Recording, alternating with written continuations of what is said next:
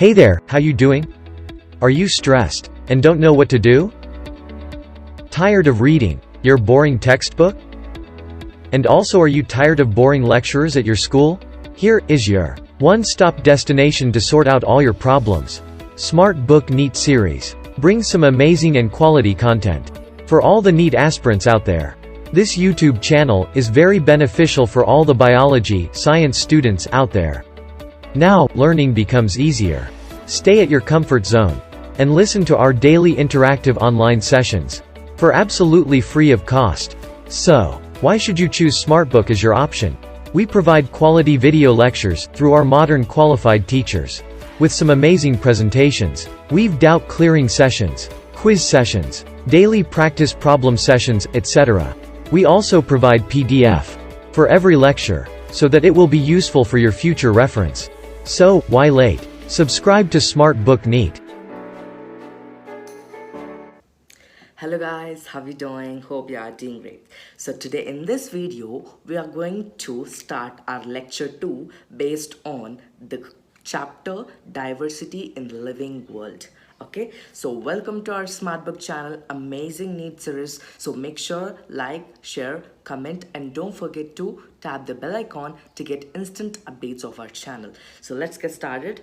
So this lecture consists of total of 5 lectures. So anyone who didn't watch our previous lecture, that is lecture 1, make sure tap the info cards to get detailed info about the lecture 1 and then start the lecture 2, because it's like a continuation and you need to be thorough with that. Okay, so we are now in the living world chapter and we are in the unit diversity in the living world, and this living world chapter itself consists of 5 lectures, and this is our lecture 2 right now, and the lecture 3, lecture 4, lecture 5 will be uploaded in our upcoming sessions, and we'll be uploading these sessions weekly, once or twice.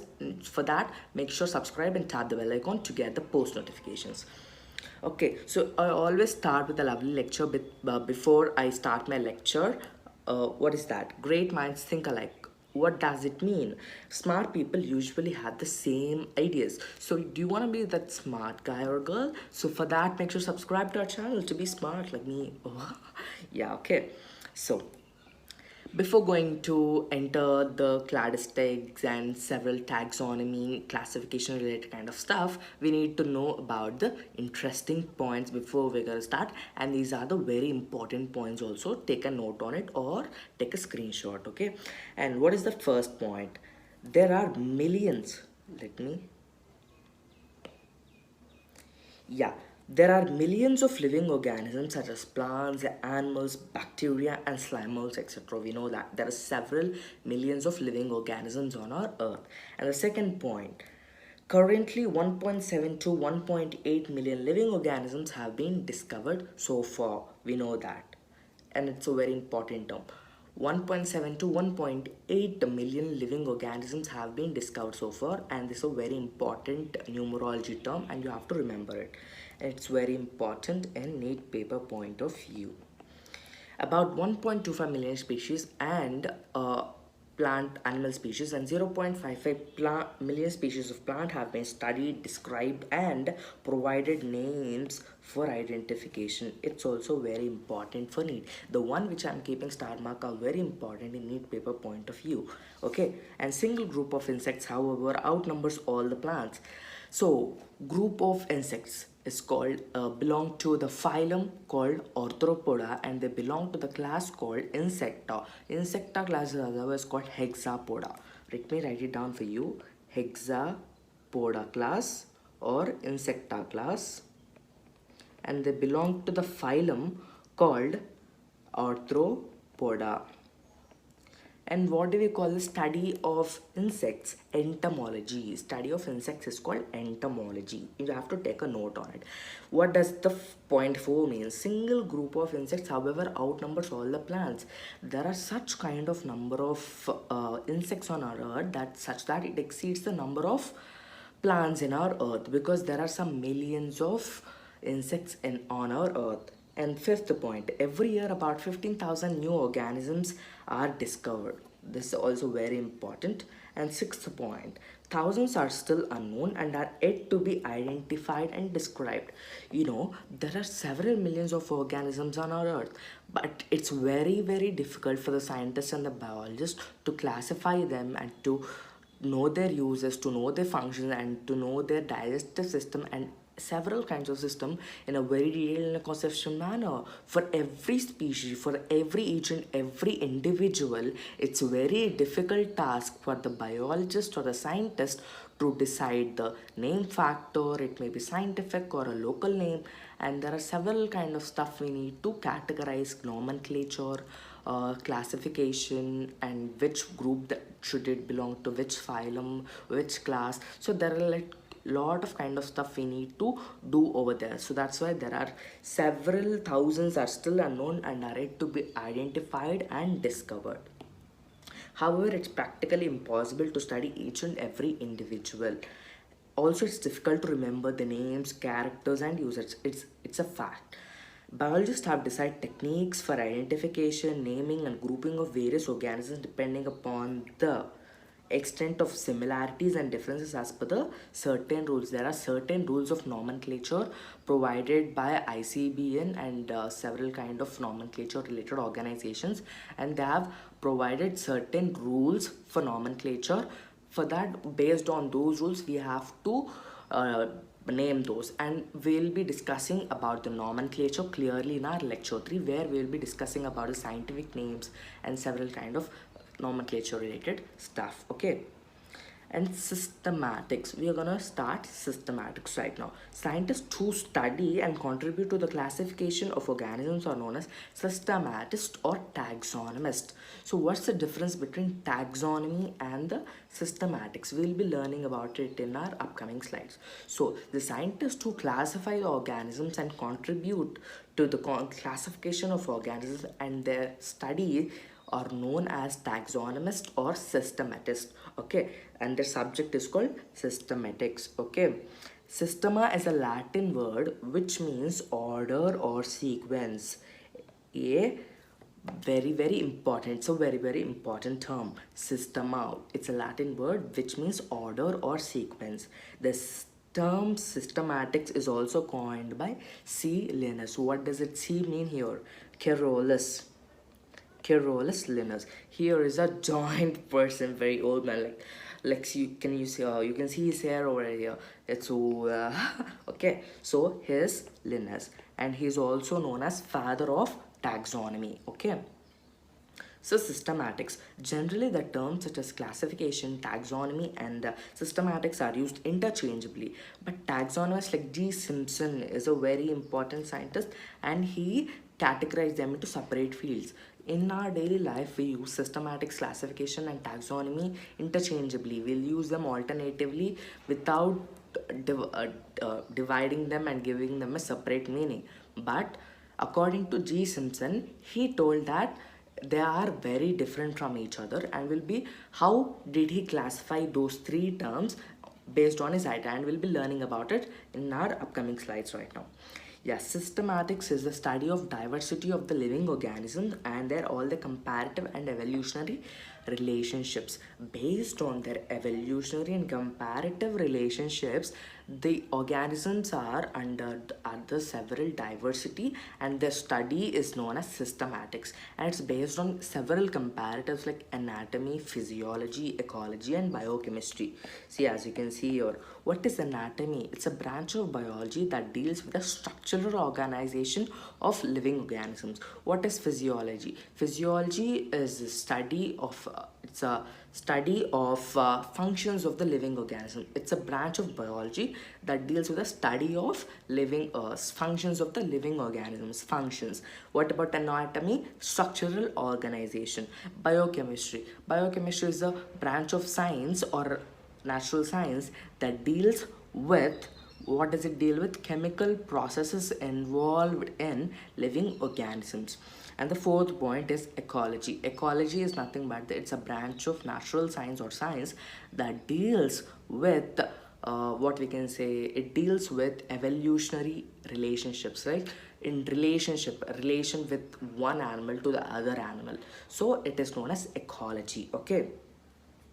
Simpson regarded classification as a subtopic of systematics and that deals with the ordering of organisms into groups, and taxonomy as a study of principles and procedures of classification. As we discussed in our previous slide, that G. Simpson told that classification, taxonomy, and systematics are very different terms. This is how he categorized them. What did he say? Classification is a subtopic of systematics. In that systematics, there is a subtopic called classification. In that classification, there is another subtopic called taxonomy. Did you get the point? Classification is a subtopic of systematics and taxonomy is a subtopic of classification. Did you get the point? What systematics that deals with the ordering of organisms, classification deals with the ordering of the organisms, whereas taxonomy decides the ordering, procedures, principles and procedures of classifying those organisms. Did you get it? Yeah, you can write it down in a form of flowchart as I have written down here. Take a short note on it. Okay. Yeah, John Ray, an English naturalist, coined the term species for a group of morphologically similar organisms and also tried to differentiate between genus and species. Okay, John Ray, he's a very important English scientist, and he coined the term called species. It's a very important term in neat paper point of view. Okay, and he also tried to differentiate between the genus and species with the term species, and we'll be learning about the ordering of organisms in our lecture 5. It's a final lecture, and we'll be discussing about the phylums and all, and in our second chapter we'll be discussing about the biological classification. Third and fourth are related to plant and animal kingdoms, where it's very complex and you need to concentrate more in the class at that time. So that's why I'm telling you all these basic fundamentals, and thereby it becomes easier for you in chapter 3 and chapter 4. Okay, and the term monocotyledons and dicotyledons were also coined by John Ray. Did you get it?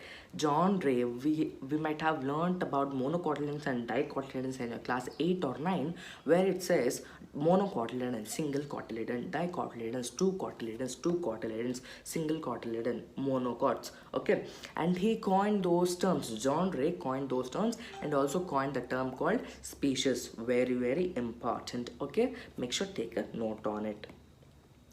Carolus Linnaeus, a Swedish naturalist often referred to as father of taxonomy. I have told that Carolus Linnaeus is the father of taxonomy, and he published a book called Systema Naturae. Systema Naturae consists of 4326 species of animals. Okay, it's very important book, and they might ask you in the exam, they'll give you a picture of a scientist and they ask you who is the scientist given in the picture, and you have to answer it's Carolus Linnaeus, and therefore it's mentioned Systema Naturae. Systema Naturae is a book that contains 4326 species of animals. Okay, Systema Naturae.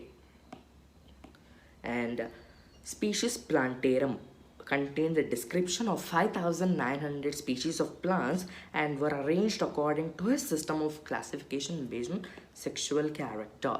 And you have to remember the name. Systema Naturae consists of 4,326 species of animals, whereas here Species Plantarum consists of 5,900 species of plants, and these were arranged according to the basis of sexual character, morphologically different sexual characters. Based on that idea, he categorized them. Linnaeus also introduced a system of nomenclature of plants and animals known as binomial nomenclature. There are in the nomenclature part, I mean in lecture 3 we'll be learning about binomial nomenclature, where it consists of generic name and the species name or the specific epithet, and we'll be learning about more and more scientific names over there. Okay, so make sure concentrate in the class. Okay, binomial nomenclature is the term defined by Carolus Linnaeus. Cladistics. Classification based on historical order is nothing but cladistics, and now it is designed as new systematics or neo-systematics or biosystematics, and we're learning about it right now. Cladistics classifies the organisms according to the historical order in which the evolutionary branches arose. It was arranged based on the historical order, based on the evolutionary relationships in which the evolution started. What is evolution? We have discussed in our lecture 1. It's a process of changing of characteristics of genes or genes from one generation to other generation. Okay, this led to the emergence of new systematics or biosystematics or neo-systematics. Okay, take a note on it. This cladistics gave rise to new systematics or neo-systematics or biosystematics. It's a concept of systematics that that considers a species to be the product of the evolution. In new systematics, it is based on historical order, but it considered the species to be the product of the evolution. In the process of evolution, there are some certain variations that occur in an organism, and he considered that species as a product of that evolution, and from there the new systematics have been arose. Okay, it takes into consideration of all the known characteristics of organisms and known all evidences from different fields of biology.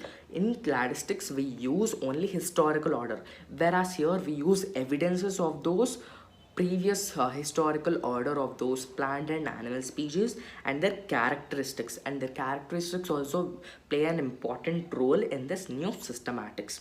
Okay, the concept of new systematics was developed by Sir Julian Huxley, and this is the picture of Sir Julian Huxley, and they might ask you in the examination with the pic, and they might ask you that who is the person given in the picture, and you have to answer from those options. That is Sir Julian Huxley. In 1940, he discovered this new form of systematics, which is called neo-systematics or new systematics or biosystematics. Very important scientist. Okay,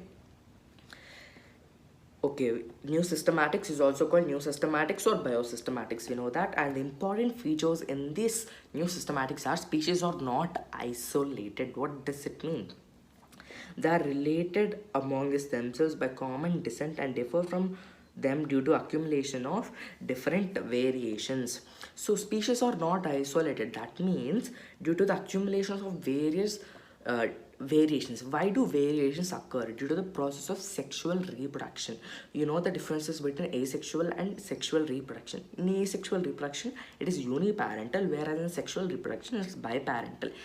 In sexual reproduction, in asexual reproduction, variations does not occur, whereas in sexual reproduction, variations occur. What do these variations do? It provides raw material for the evolutionary process. Did you get the point? And due to this accumulation of different variations, it led to common descent, and they differ from each other species. That's why species are not isolated. Did you get the first point? It's very important. And the second point, the main stress is laid upon subspecies and population instead of species.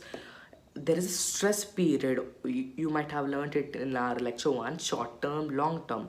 The main stress period is very less in short term, and it's very more. And in long term, individuals, they survive more, they survive for the existence of the organisms, whereas the stress period is more in long term.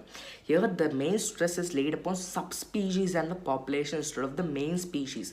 For example, this is a species, and from that species they are formed a subspecies. The main stress is not laid upon here. The stress period is very less here, and then in subspecies there is more amount of stress laid upon it. It's very important, and this form of stress led to new system of classification known as population systematic. From cladistics, it formed new systematics. From new systematics, it formed this population systematic is a type of new systematic or biosystematics or neo systematics. Okay, statistical data is used to determine primitiveness or advancement of species. What is this statistical data? You might know in this in your class 10 syllabus, where we have discussed in math related to statistics. What is the statistics? Like you can see graph over here, right?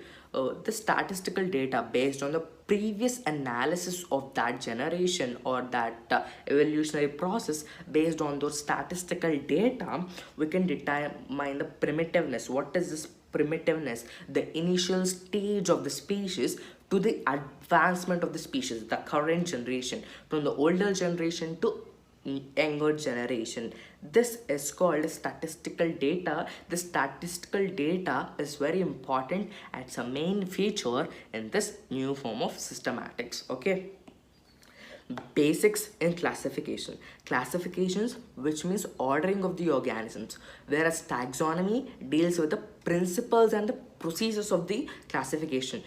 I just have told you that according to J. Simpson, this classification is a subtopic of systematics, and taxonomy is a subtopic of classification. And I have told you to remember that flowchart. Based on that flowchart, we can define those classification and taxonomy definitions. Okay, classifications means ordering of organisms into group. Very important in neat paper point of view. The branch of science that deals with the study of principles and procedures of biological classification is known as taxonomy. And based on this biological classification, we have an entire chapter, that is chapter 2. And make sure to subscribe and tap the bell icon to get instant notifications of our channel, so that you cannot miss all the important updates that we give you. Okay, basics and classification. There are three basics in classification. They are characterization and identification, nomenclature, and classification. These are the very three important basics in classification. Okay, characterization and identification, nomenclature, and classification. In my upcoming sessions, we'll be learning detailed in a very conceptual manner. In my lecture 3, we'll be discussing about characterization and identification, nomenclature, and this classification. Okay, and let us take a brief look about this characterization and identification, nomenclature, and classification like a detailed way. Okay, like in brief we can go and we can learn more about it in my lecture 3. Okay, characterization and identification. To identify and characterize an unknown organism by comparing it with known organism. So characterization is nothing but arrangement of species based on their characters. As we saw earlier, a scientist told he classified those organisms based on the sexual character, and he also coined the term called species. And he also told that monocotyledons and the dicotyledons were also coined by him. He is none other than Sir Julian Huxley. Okay, he's a very important scientist, Sir Julian Huxley.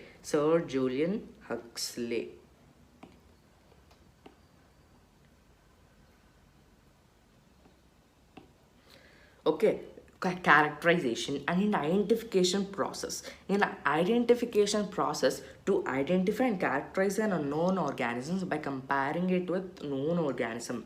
For example, if you found a new species and you don't know anything about that species, we know some of the known features of several other organisms. By comparing with the similarities, we observe any similarities is present between the known species and an unknown species. If those similarity matches, and then they continue on investigation. Like you see in coronavirus, in COVID-19, it's similar in the case of malaria, and they observe similar kind of DNA that is present in malaria and coronavirus or COVID-19. Okay, as you can see that they have classified, they have come to know based on statistical data, where it describes about the primitiveness and advancement of the species. Okay, you have to relate each and everything to your real world scenarios. For example, like this, I have told coronavirus, and this can be related with this characterization. You don't know anything about this unknown organism, and you know something about this known organism. We come to know the similarities. If this has a smooth body and this has a smooth body, and we okay, they get mashed, and we'll see some of the similarities, and we give an unknown organism can be determined based on their uses and characters, and they'll decide a specific name based on the nomenclature. Okay, did you get the point?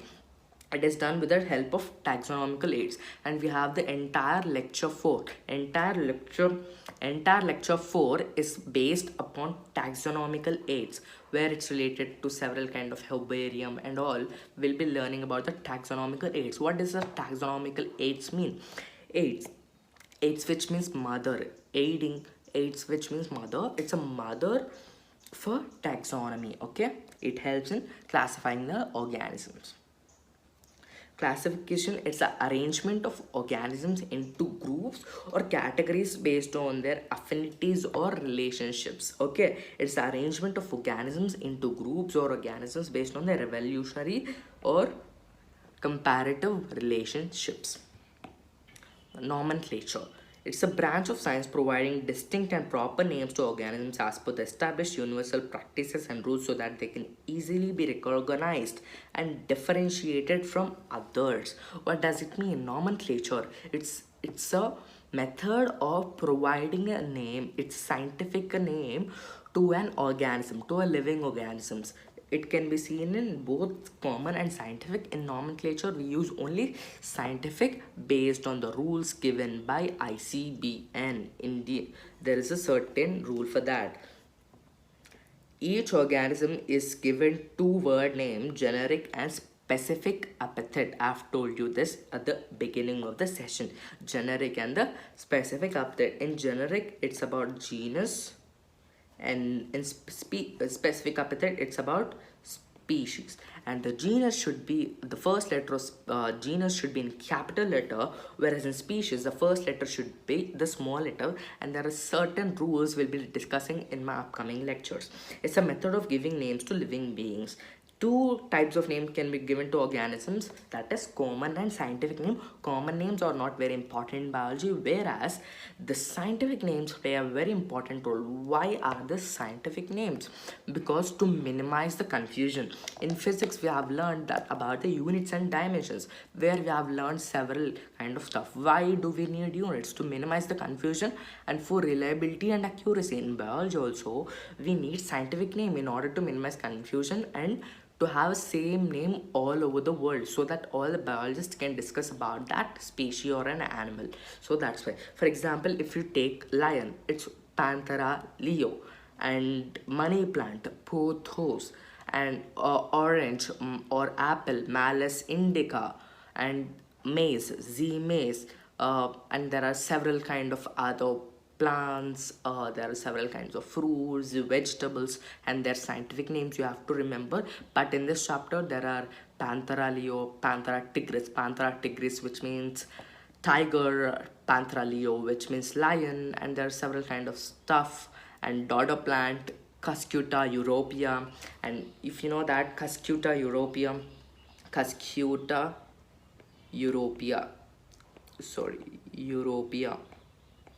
okay, the first letter, this is genus, and europea is a species.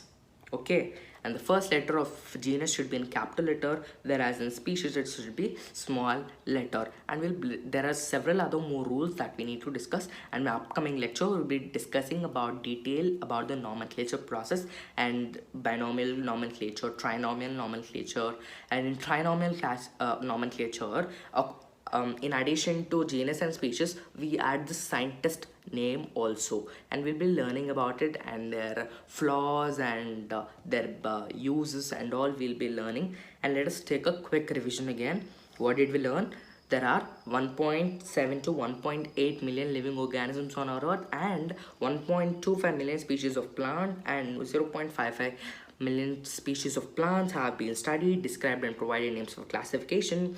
And every year 15,000 new organisms are discovered, and thousands are still unknown and are yet to be identified and described. Okay, and it's not important. And father of taxonomy, Carolus Linnaeus, Sir Julian Huxley coined the term species, and he also coined the term monocotyledons and dicotyledons. What does monocotyledon mean? Monocotyledon is nothing but single cotyledon, dicotyledon, two cotyledons, species, and how did Sir Julian Huxley characterize the organization based on this morphological sexual character that arise in organisms. Okay, and what is the study of insects? Study of insects is called entomology. Insects belong to the class called insecta, or also called hexapoda, and they belong to phylum called arthropoda. Okay, and G. Simpson told that systematics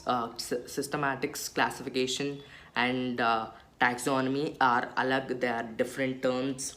Okay, and systematics is based on comparatives like anatomy, physiology, biochemistry, and ecology. What is anatomy? Anatomy is a study of biology that deals with structural organization of living organisms.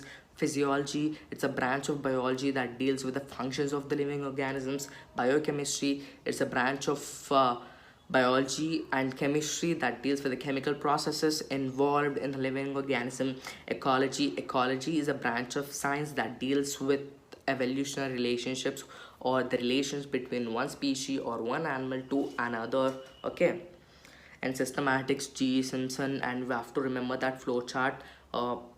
Classification is a subtopic of systematics, and taxonomy is a subtopic of classification. What is taxonomy? Study of principles and procedures of classification. Cladistics is based upon it is a method of categorization based on the historical order. It gave rise to what? Neo-systematics or new systematics or biosystematics.